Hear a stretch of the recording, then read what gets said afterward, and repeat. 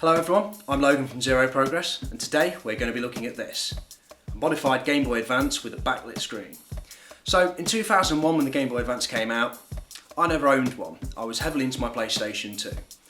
The last handheld I probably owned before that was the Game Boy Color, and I was probably playing Pokemon Yellow. So fast forward to today, I wanted to get into collecting for the Game Boy Advance. I feel like I missed out on the great library that the Game Boy Advance has. Also on the Game Boy Advance you can play Game Boy and Game Boy Color games on it, so this is a massive bonus. I thought getting a modern version of the console with a backlit screen would really increase the enjoyment of playing a Game Boy Advance rather than that dull non-lit screen. So I purchased a Game Boy Advance with the modded backlit screen, and that's what we'll be reviewing today. We'll be looking at Game Boy Color and Game Boy Advance games on it. We'll be comparing it to the original screen of the Game Boy Advance. We'll also be looking at the actual mod itself and discussing that. Finally, we'll be looking at whether I think it's worth the money to purchase it and whether I think it was worth for me to get it. Okay, let's get into it.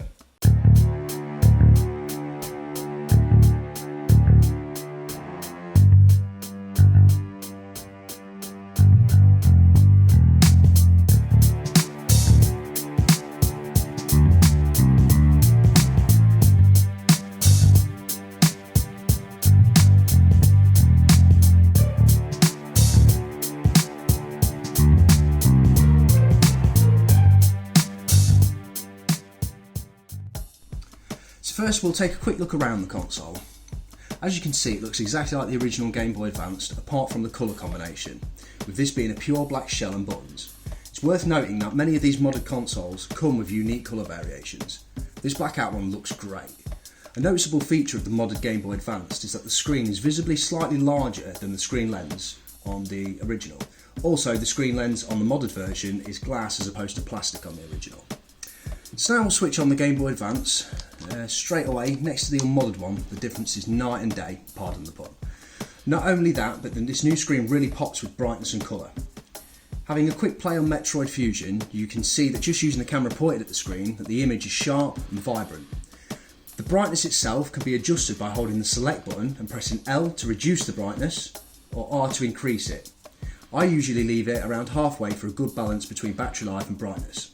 This leads me to another point in that the screen drains the battery more than the original. As you can see, with just increasing the brightness, thus increasing the power consumption, the battery low LED turns red. Even though it will last a while like this, you can purchase pre-modded rechargeable consoles, batteries and battery packs, but this one uses two AA's like the unmodded one. My advice is to purchase some high capacity rechargeable batteries, that way you can charge them when needed as opposed to constantly throwing them away after they're drained. I personally find that I get a good few hours at least when using 2000 mAh rechargeable batteries. Next we'll try some original Game Boy games. For comparison, we'll use Pokemon Red and Pokemon Blue, one in each system.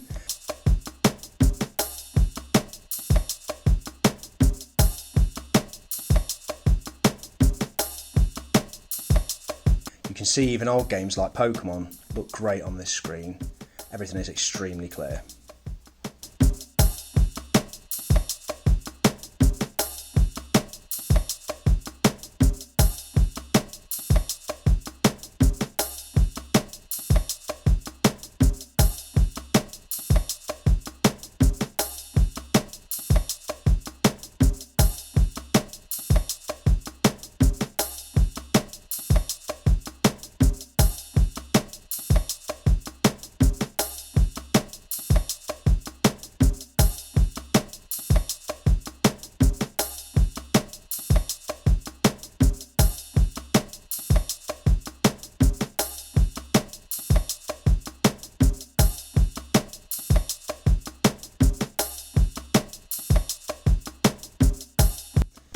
Okay, so now we'll try some Game Boy Color games. First we're going to look at the reproduction version of Super Mario Land 2 and the 6 Golden Coins. This in particular really pops nicely. It looks awesome, and for anyone who remembers the original non-colour version with the bad screen blurring and persistence, this is a massive step up.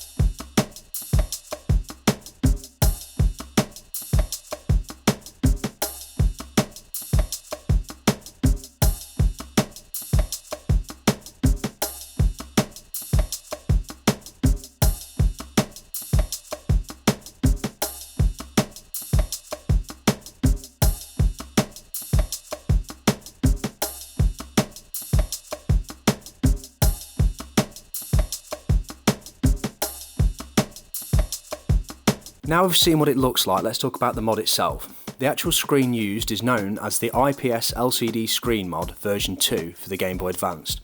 You can buy it separately to install yourself from various online retro modding websites.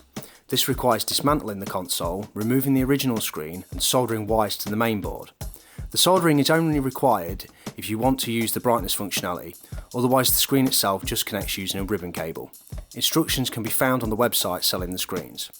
Another point to make people aware of is that the new pre-made modded version of the shell, which is already trimmed out inside, is required to accommodate the new screen. These can also be found on retro console modding sites. I'll provide links to these products in the video description.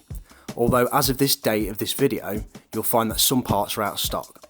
A good thing to note about these new shells is how you can make your own colour combinations while buying new button colours too. Here are a few of my favourites.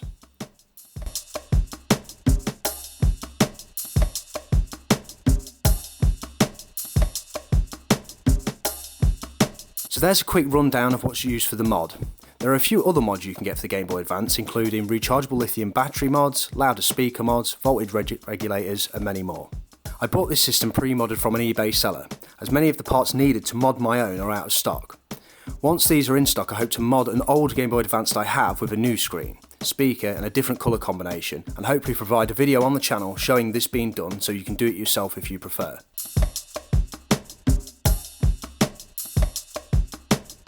Now we've looked at the system, various games, some info about the mod and where it was purchased from, how about the price?